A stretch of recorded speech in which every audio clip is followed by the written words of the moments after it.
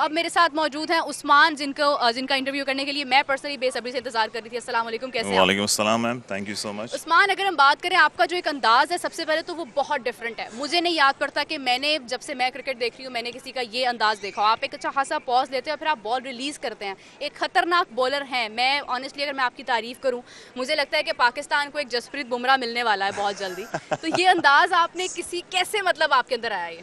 देखिए मैम, मैं तो शुरू से यही स्पिन बॉलिंग में इसी तरह पॉज लेके कर रहा था। इसमें देखें, द पॉइंट इज़ कि मुझे इजीली एक तो ये कि लैंडिंग फुट जो है ना, जो कि बेसिक टेक्निक्स होती हैं स्पिनर्स की, हाँ। तो उसमें आपको ये बेनिफिट मिलता है कि आपकी गैदर होना, आपकी लैंडिंग फुट के बाद फिर आपने जो है वो बैट्समैन को रीड करना, सारा सब बिल्कुल। कुछ। तो जब आपके एक्शन कंप्लीट होता है तो आपके बॉल में जान होती है। बिल्कुल। तो that's a thing like which makes me feel कि मैं इसमें काफ़ी कंफर्टेबल भी हूँ, रिजल्ट भी मिल रहा है। That's really good. और when you give the pause, it actually makes the batsman fearful. उसको लगता है एकदम से कि अब क्या होने वाला है, और सडनली बॉल रिलीज होती है। हमारे पास स्पिनर्स की कमी थी, ये पास्ट में कहा जाता था। साजिद और नुमान ने प्रूव किया कि फिर स्पिनर्स की कमी नहीं है। और आपकी जो परफॉर्मेंस है, आई रियली फील कि ये मुस्तकबिल का एक फ्यूचर हो सकते हैं। क्या लगता है, कहाँ पर देखते हैं आप खुद को? देखिए मैम, स्पिनर्स हमारे पाकिस्तान में हैं। द थिंग इज़ कि यहाँ पे मैं यही समझता हूँ कि अभी पाकिस्तान के जितने भी इस तरह के टूर्नामेंट्स हो रहे हैं तो इसमें आपको डिफरेंट वेरिएशंस वाले बॉलर्स नज़र आते हैं। द थिंग इज़ कि मैं तो अभी जिस तरह की बॉलिंग मेरी है तो मेरे ख्याल से वाइट बॉल ज़्यादा सूट करती है। और साजिद भाई, नोमान भाई, वो रेड बॉल के बड़े अच्छे बिल्कुल। बॉलर हैं। आपने देख भी लिया कि थोड़ी सी सपोर्टिंग पिच मिल जाती है तो वो कुछ आउट क्लास ही कर गए हैं माशाल्लाह हाँ। से। तो स्पिनर्स हमारे बड़े अच्छे हैं।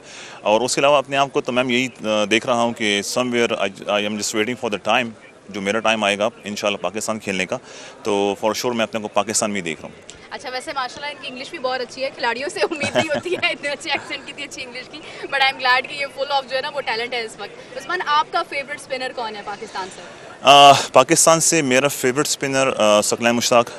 डेफिनेटली। और उसके क्योंकि मतलब देखें, वेरिएशन उनका जो है ना, बेसिकली वेरिएशन उन्हीं से शुरू हुआ मेरे ख्याल से, क्योंकि बिल्कुल मतलब ऐसे ही जिस है। तरीके से उन्होंने दूसरा और बैट्समैन को डिसीव करना, तो वो एक ऐसा स्पिनर है जो कि मेरे लिए मतलब मैं उनको बड़ा शुरू से देखता आता था, पसंद था मुझे।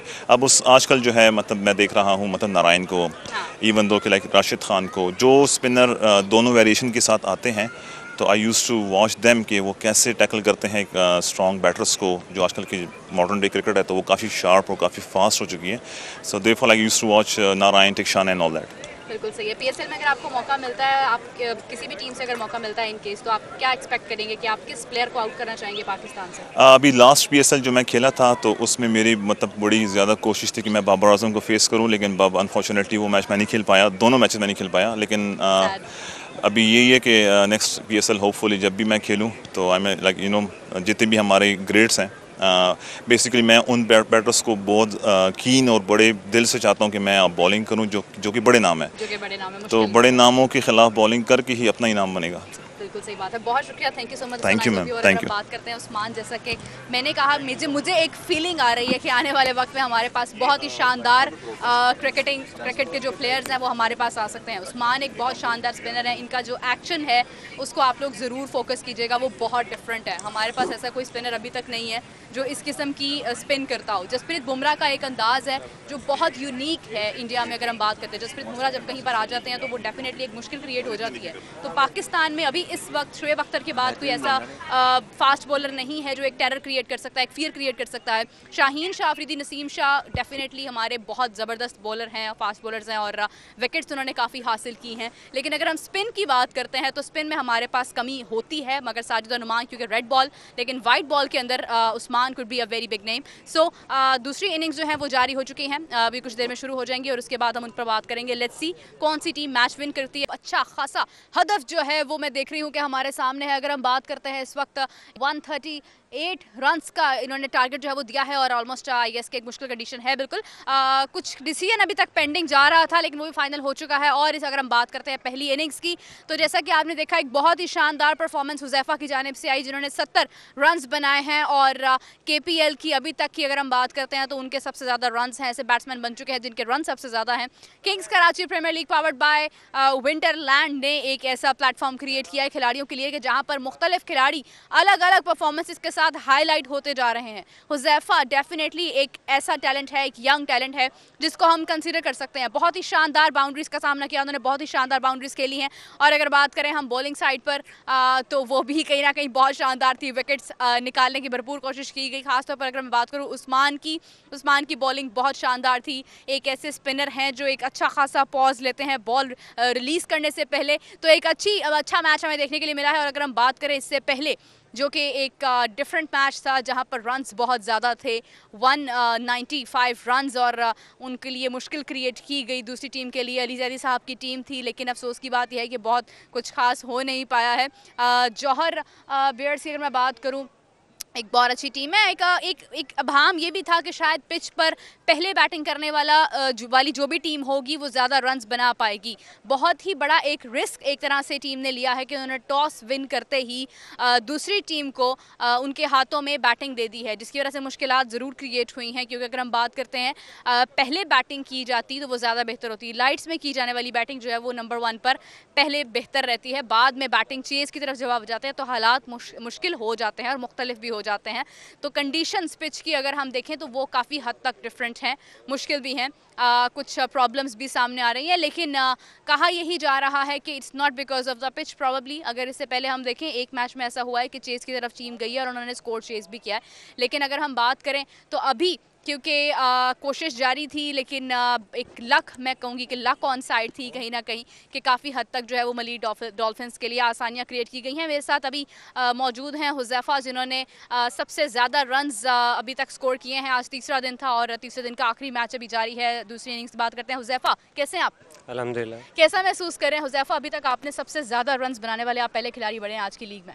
सबसे पहले तो अल्लाह का लाख लाख शुक्र है कि बिल्कुल। परफॉर्मेंस हुई है, जो प्लान दिया था उस पर हमने रिजल्ट बिल्कुल सही आया। हाँ हुज़ैफा, अगर हम बात करें आपने बाउंड्रीज बहुत ही शानदार अंदाज में खेली हैं, लक भी आपकी तरफ रही है। एक मोमेंट ऐसा था कि जब कैच हो सकता था लेकिन वो कैच भी नहीं हुआ। आपका साथ जो है वो उस वक्त लाल कुमार भी दे रहे थे कहीं ना कहीं, लेकिन आपकी तरफ से एक बहुत शानदार बैटिंग का सामना हुआ जिसकी वजह से स्कोर ने सडनली एक टर्निंग पॉइंट जो है वो लिया। आपको नहीं लगता कि ये जो टॉस जीतकर बैटिंग आपको देना था वो उसका आपने भरपूर फ़ायदा उठाया, फ़ायदा हुआ आपको उस चीज़ का? जी जी बिल्कुल बिल्कुल। जो हमारे कैप्टन का और जो कोच का फैसला था बैटिंग करने का, तो उन्होंने एक प्लान पहले से एक स्ट्रेटजी तैयार की हुई थी।